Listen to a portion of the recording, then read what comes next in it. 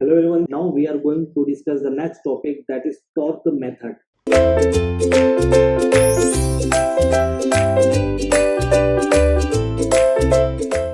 What is the use of torque method? In which we have seen that the energy is constant when there is no kinetic frictions, because in the natural vibrations we don't consider kinetic frictions.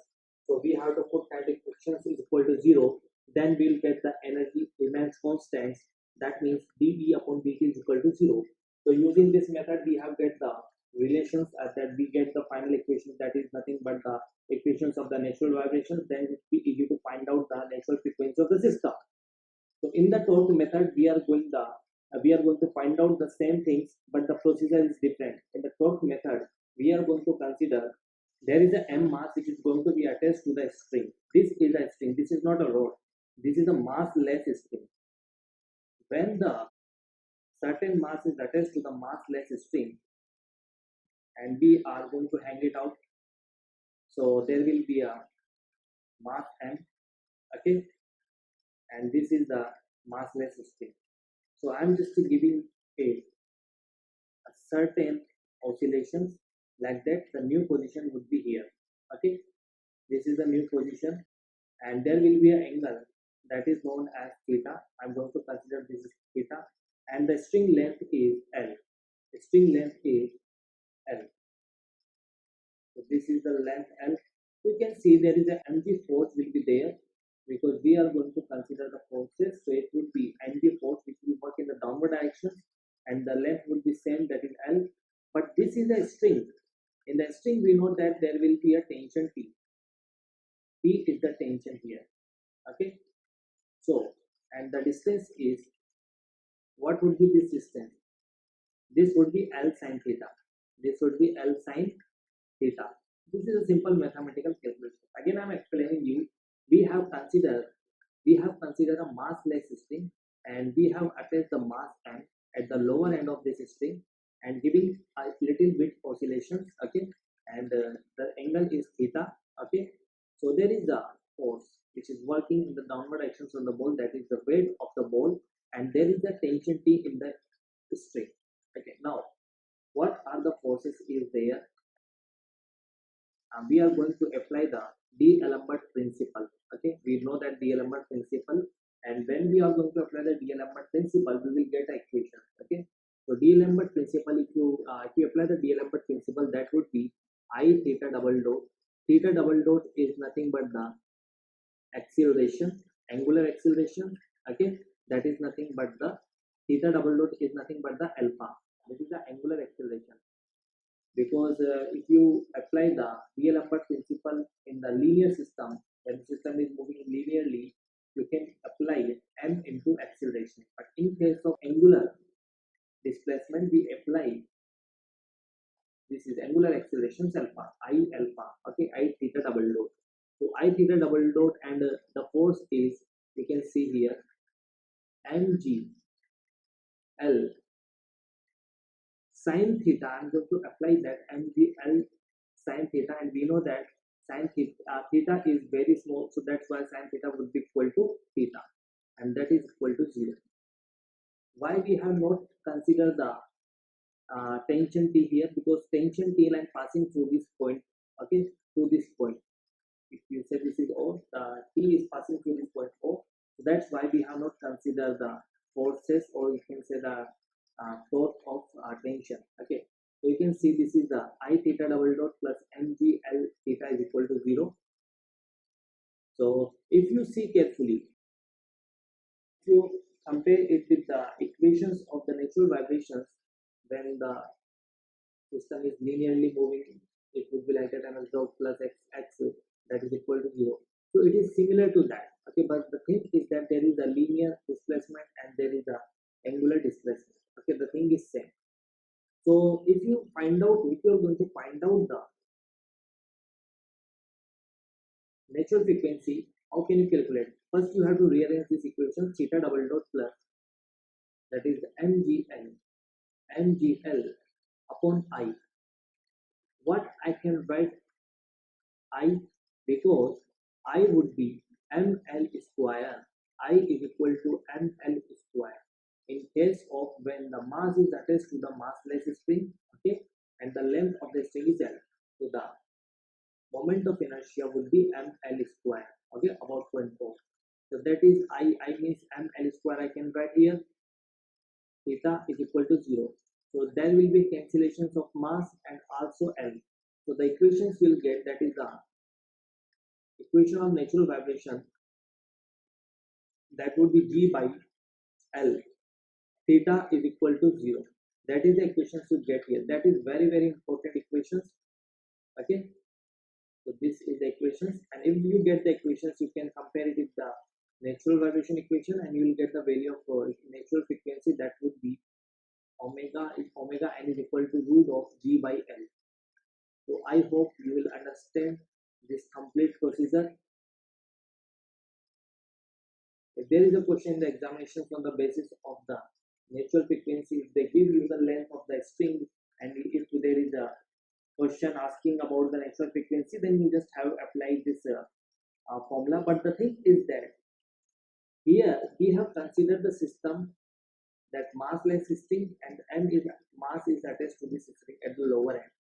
So you must have to remember which system we are considering. If the system is this, then you can find out the natural frequency like that, under root of G by L.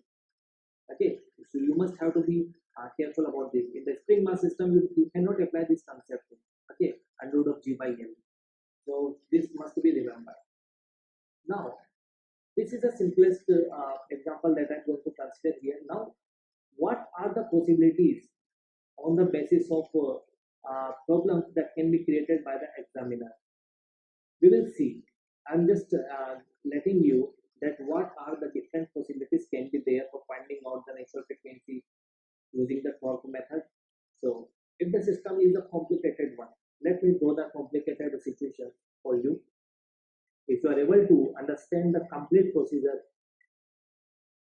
complete concept, then you will be able to solve out any questions on the torque method. So there is a road which is I'm going to consider here. This road is going to be oscillate about that point O. Let us consider that its new position is this, and the angle is theta. The angle is theta, and the new position is this. Okay. Now we know that this is a complete road. Because this is a complete road, and the modifications I can do here, I'm going to attach here a spring. Now the question is complicated one. In the examination, they can add the spring also. They cannot consider the spring. Okay, many things can be possible. I'm just drawing here the complicated situation, so it will be able to understand each and everything. Okay. This is the road having mass m, and there is a spring which is having a stiffness s, which is going to be attached here. So now the length of the road is L. Okay, the mass is m. So we know that the mass will be, the center of mass will be here for the road, and it will be mg downward force. Weight of the road will be mg in the downward directions, and it will work at the center of mass. Okay, and the angle is theta. Since it is at the center, that means this length would be L by 2, and this length would be L by 2 also.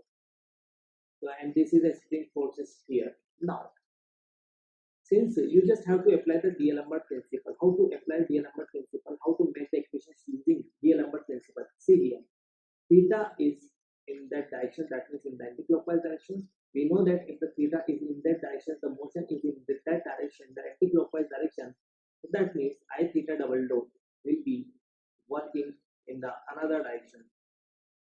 I theta double dot in that direction, that means opposite to that motion. And if you take the torque of mg, if you consider the torque of mg, it will make clockwise torque. Okay, it will be clockwise. So mg, and what would be the perpendicular distance?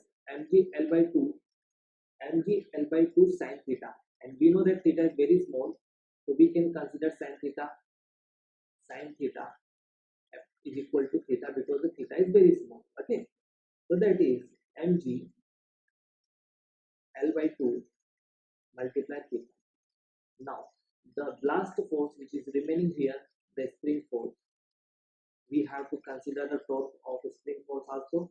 We know that spring force is also working in the directions because the rod is rotated in the anti-clockwise direction. Okay, so the force would be Sx.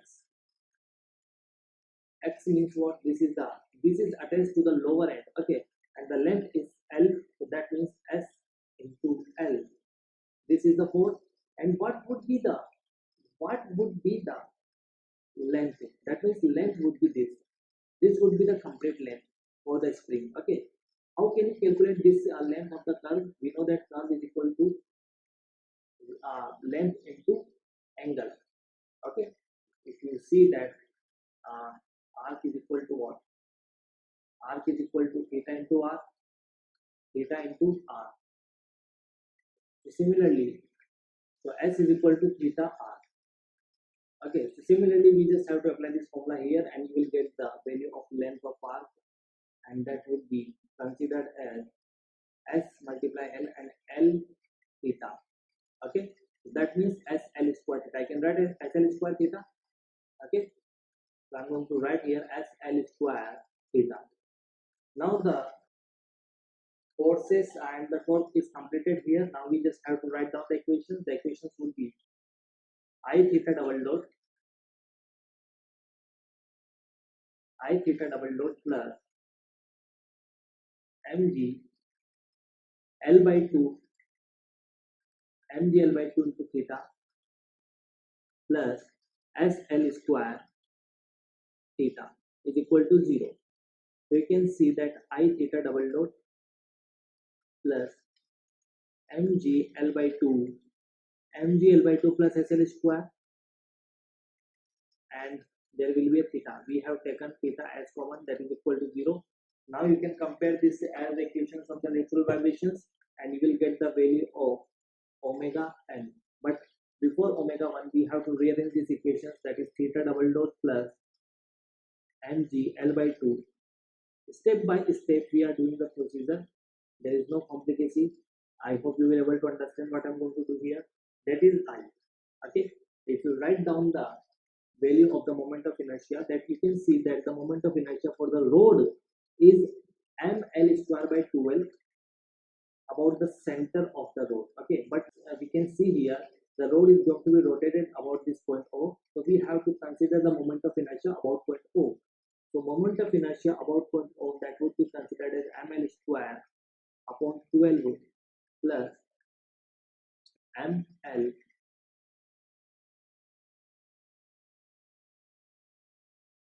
m into d square. D is nothing but the L by 2. Okay, distance between the center of mass and the point about which the rod is pivoted. Okay, so that is, and you will get here moment of inertia, that would come out to be ml square upon 3. Okay, so about pivot point, we have taken the moment of inertia ml square upon 3, and this is multiply theta is equal to 0. Okay, so from here you can get the value of omega n, that is the natural frequency of the system. Are you getting my point? So omega n will be calculated as omega n is equal to under root of mg L by 2 plus SL square. So the natural frequency you get here, that is omega n is equal to root of mg L by 2 plus SL square, mg L by 2 plus SL square upon ml square by 3, that is in under root. Okay, that is the natural frequency of the vibrations, and we have applied the torque method. Now this is the case when the rod is in vertical condition. Sometimes in the examination they will give you the horizontal rod. So what is the difference between the horizontal and what is the difference between the things when the rod is horizontal? So you can write it as not when the rod is horizontal. This is most important concept. In the horizontal system, what is the changes? In the horizontal system,